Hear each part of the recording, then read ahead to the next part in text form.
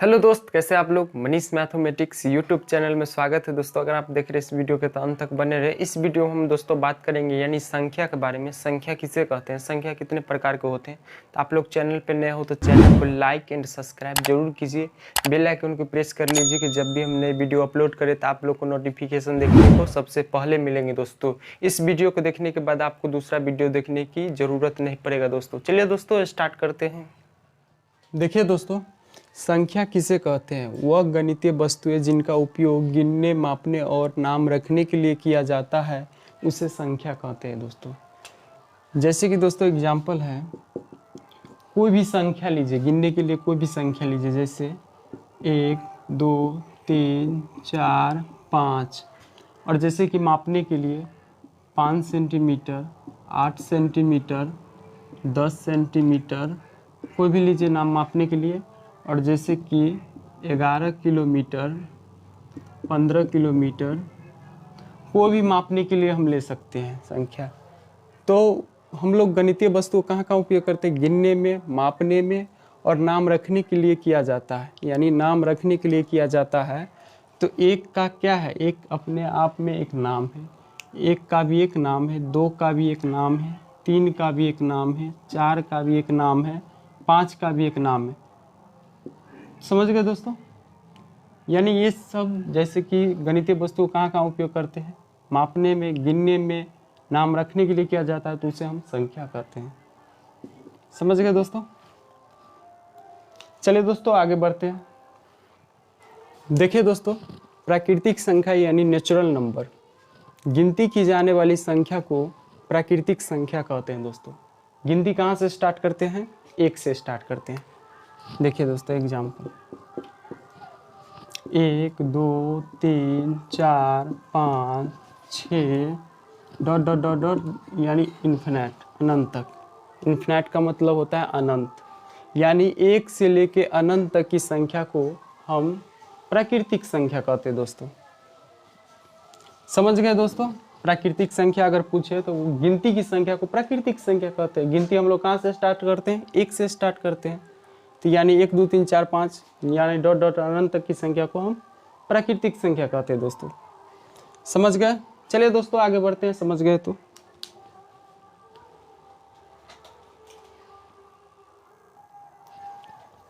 देखिए दोस्तों, पूर्ण संख्या यानी होल नंबर। प्राकृतिक संख्या में अगर 0 को जोड़ दिया जाए तो वह पूर्ण संख्या कहलाती है। देखिए दोस्तों परिभाषा कितना शॉर्ट है। प्राकृतिक संख्या में अगर 0 को जोड़ दिया जाए तो वह पूर्ण संख्या कहलाती है।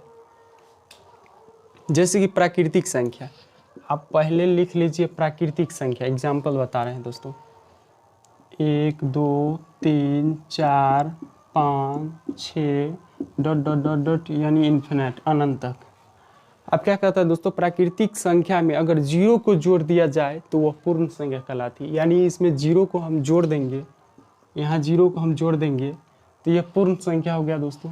यानी 0 1 2 3 4 5 यानी अनंत तक की संख्या को हम पूर्ण संख्या कहते हैं दोस्तों। यानी 0 से लेकर अनंत तक की संख्या को पूर्ण संख्या कहते हैं दोस्तों। समझ गए। चलिए दोस्तों आगे बढ़ते हैं। देखिए दोस्तों, सम संख्या यानी इवन नंबर, ऐसी प्राकृतिक संख्या जो 2 से पूर्णतः विभाजित हो जाती है, ऐसी संख्या को सम संख्या कहते हैं दोस्तों।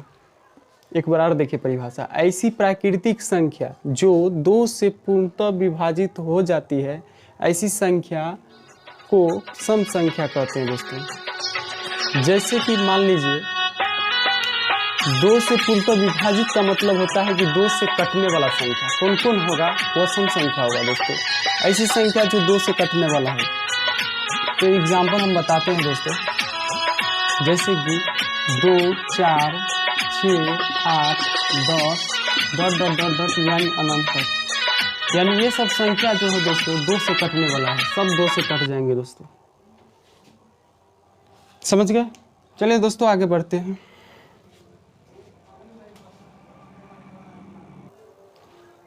देखिए दोस्तों, विषम संख्या यानी ऑड नंबर, ऐसी प्राकृतिक संख्या जो 2 से पूर्णतः विभाजित न हो तो उसे विषम संख्या कहते हैं दोस्तों।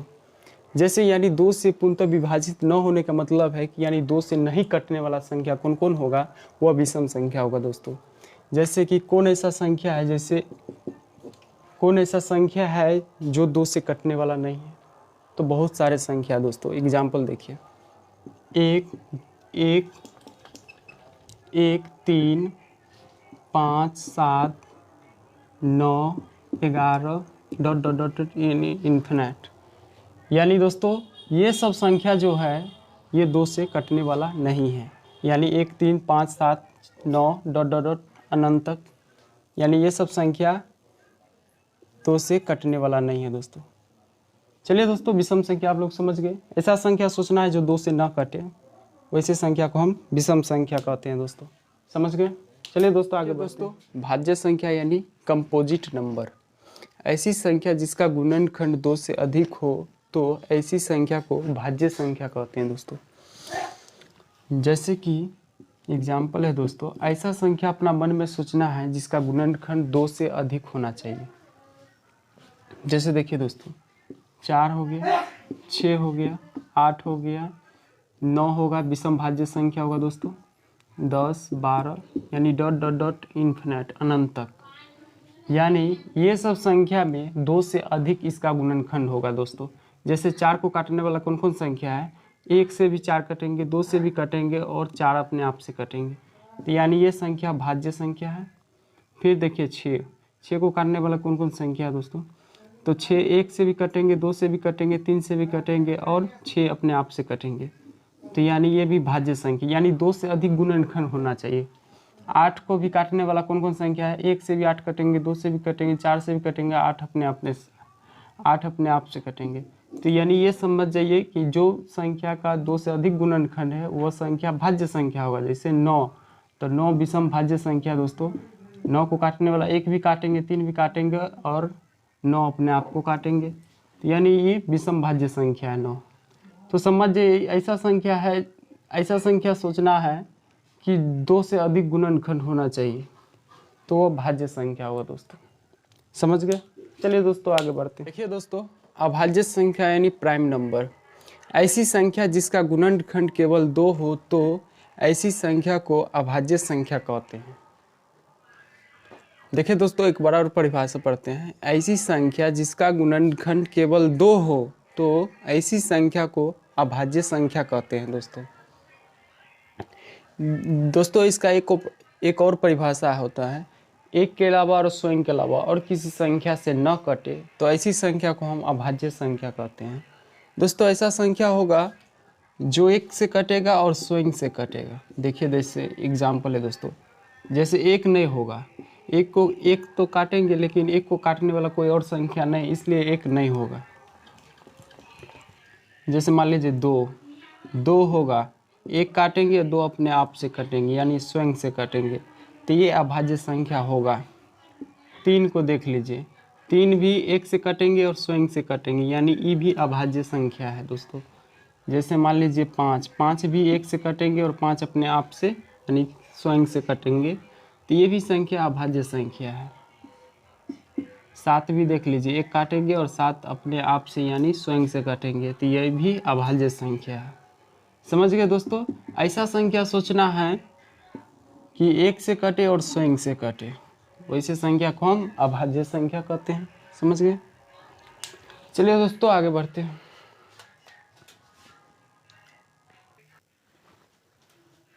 देखिए दोस्तों, अभाज्य संख्या यानी को प्राइम नंबर, ऐसी 2 संख्या जिसका महत्तम समावर्तक 1 हो तो उसे अभाज्य संख्या कहते हैं दोस्तों। एक बार और देखिए परिभाषा, ऐसी 2 संख्या जिसका महत्तम समावर्तक 1 हो तो उसे अभाज्य संख्या कहते हैं दोस्तों। जैसे कि दोस्तों अपना मन में 2 ऐसी संख्या सोचिए कि उसका मौसम निकालने पर 1 होना चाहिए। जैसे देखिए एग्जाम्पल, जैसे 2 3 ले लीजिए, इसका मौसम निकालेंगे तो 1 होगा। जैसे 4 5 ले लीजिए, इसका मौसम निकालेंगे तो 1 होगा। और जैसे मान लीजिए 7 8 ले लीजिए, इसका भी मौसम निकालेंगे तो 1 होगा। और जैसे मान लीजिए 9 13 ले लीजिए, इसका भी मौसम निकालेंगे तो 1 होगा। यानी ये सब संख्या जो है ये 100 अभाज्य संख्या है। निकाल के दिखाते हैं दोस्तों। जैसे 3 का निकालिए 2 से, यानी 2 1 कम 2 लगेगा दोस्तों। यहाँ 2 उतरेंगे, 1 2 को काट देगा, तो यानी हो गया ये दोस्तों, इसका मौसो 1 आया। यानी ये समझ जाइए, कंफर्म है कि ये 100 अभाज्य संख्या है। अब जैसे 4 5 को निकालिए, 4 एकम 4 लगेगा और यहाँ 4 उतरेगा और 4 एकम 4 को 1 4 को काट देगा, यानी इसका भी मौसो 1 आया। तो यानी समझ जाइए ये भी 100 अभाज्य संख्या है। और ये भी होगा दोस्तों, 8 में 7 से लगाइए, 7 एकम 7 लगेगा, यहाँ 1 उतरेगा, 7 1 7 को काट देगा। तो समझ गए ये भी 100 अभाज्य संख्या है। अब जैसे ये 9 13 को निकालिए, 9 एकम 9 लगेगा और 9 4 13, यानी 4 घटेगा और 4 दूना 8, इसका भी 1 और 1 4 को काट देगा, 1 4 को काट देगा, यानी इसका भी मौसो 1 आया दोस्तों। इसका भी मौसो, यानी ये भी 100 अभाज्य संख्या है। अब जैसे दोस्तों अगर 2 गो हम सम संख्या लेंगे तो उसका कभी नहीं मौसो 1 होगा। जैसे देख लीजिए, आपको दिखाते हैं इनमें टाकी। 2 गो सम संख्या लीजिए और उसका मौसो निकालिए, कभी 1 नहीं होगा। जैसे मान लीजिए 2 और 14 को ले लीजिए,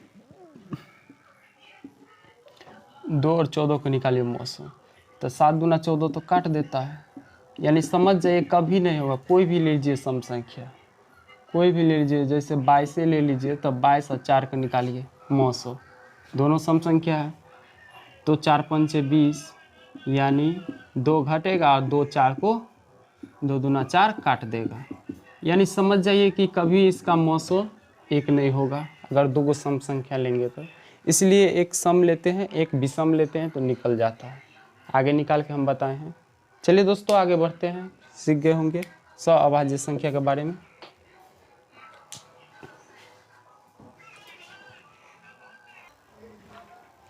देखिए दोस्तों, प्रमेय संख्या यानी रेशनल नंबर, ऐसी संख्या जिन्हें p बाई क्यू के रूप में लिखा जा सकता है और जहां p और q दोनों पूर्णांक हो किंतु q के बराबर 0 न हो, उसे प्रमेय संख्या कहते हैं दोस्तों।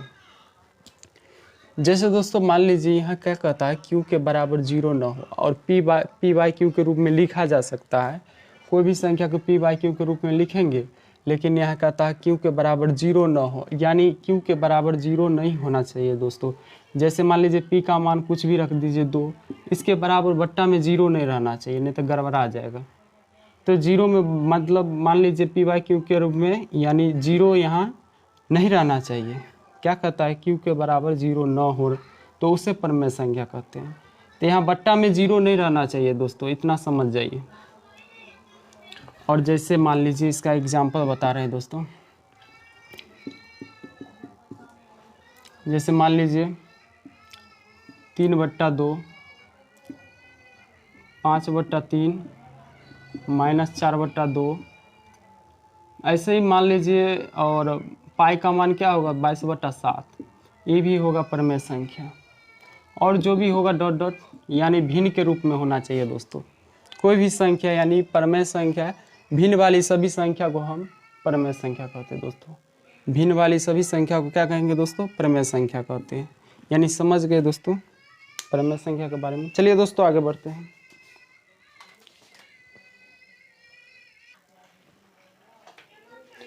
देखिए दोस्तों, अप्रमेय संख्या यानी इरेशनल नंबर, ऐसी संख्या जिन्हें p बाई क्यू के रूप में नहीं लिखा जाता है और कभी भी उनका पूर्ण वर्गमूल नहीं निकलता है, तो उसे अप्रमेय संख्या कहते हैं। देखिए दोस्तों एक बार और परिभाषा पढ़ते हैं। ऐसी संख्या जिन्हें p बाई क्यू के रूप में नहीं लिखा जाता है और कभी भी उनका पूर्ण वर्गमूल नहीं निकलता है, तो उसे अप्रमेय संख्या कहते हैं। जैसे देखिए दोस्तों एग्जाम्पल है, कौन कौन संख्या होगा जिसका पूर्ण वर्गमूल नहीं निकलता है, तो रूट मान लीजिए 3, √5, √7, ये सब क्या है दोस्तों, अप्रमेय संख्या, इसका पूर्ण वर्गमूल नहीं निकलेगा दोस्तों। जैसे मान लीजिए 11, वैसे ही मान लीजिए पाई भी होगा दोस्तों। पाई भी ऊपर में संख्या होगा, लेकिन पाई का जो मान होता है 22/7 ऊपर में संख्या है, आगे बताए थे।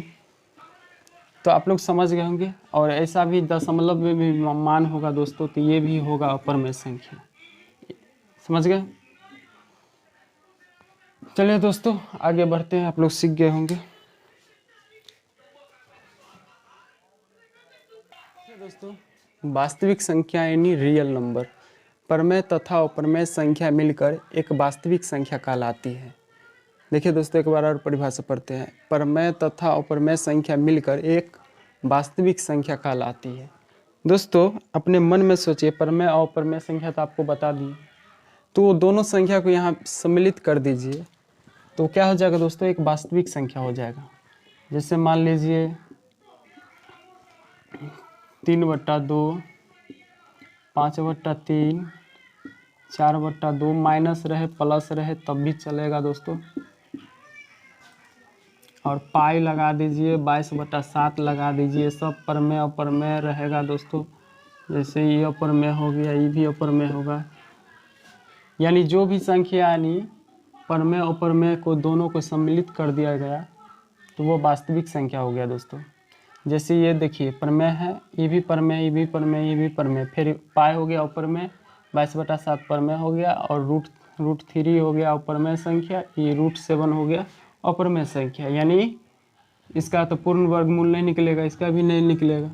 समझ गए दोस्तों। तो दोनों को सम्मिलित कर देंगे तो क्या हो जाएगा दोस्तों, वास्तविक संख्या हो जाएगा। परिभाषा से भी आप समझ सकते हैं दोस्तों, परमेय और अपरमेय संख्या को मिलाकर एक वास्तविक संख्या कहलाती है। तो दोनों को हम मिला दे तो क्या हो गया दोस्तों, वास्तविक संख्या हो गया। चलिए दोस्तों आगे बढ़ते हैं।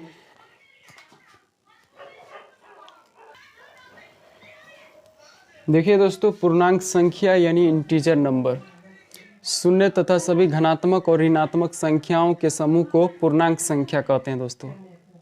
यानी शून्य तथा सभी धनात्मक और ऋणात्मक संख्याओं के समूह को क्या कहते हैं, पूर्णांक संख्या कहते हैं दोस्तों। जैसे देखिए दोस्तों शून्य को हम बीच में लिखेंगे, और जैसे कि मान लीजिए धनात्मक का मतलब होगा जो भी संख्या 1 से लेकर अनंत तक जाएगा वो संख्या प्लस में जाएगा, और ऋणात्मक का मतलब 1 से अनंत तक आएगा इधर उल्टा, ऋणात्मक का मतलब उल्टा इधर आएगा, वो संख्या माइनस में आएगा। जैसे लिखिए 1 2 3 4 5 6 ...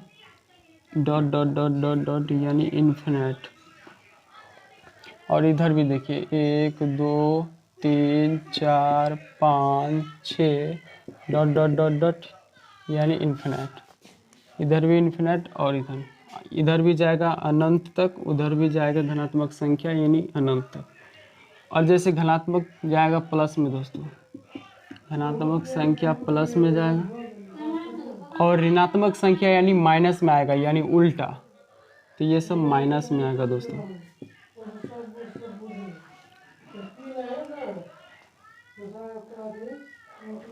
समझ गए दोस्तों, धनात्मक और ऋणात्मक संख्या। दोस्तों ये वीडियो देखने में आपको कैसा लगा कमेंट करके जरूर बोलिएगा, और चैनल पे नए हो तो चैनल को लाइक एंड सब्सक्राइब कीजिए, और दोस्तों को पास शेयर जरूर कीजिए। चलिए दोस्तों मिलते हैं नेक्स्ट वीडियो में, तब तक के लिए thank you, best of luck.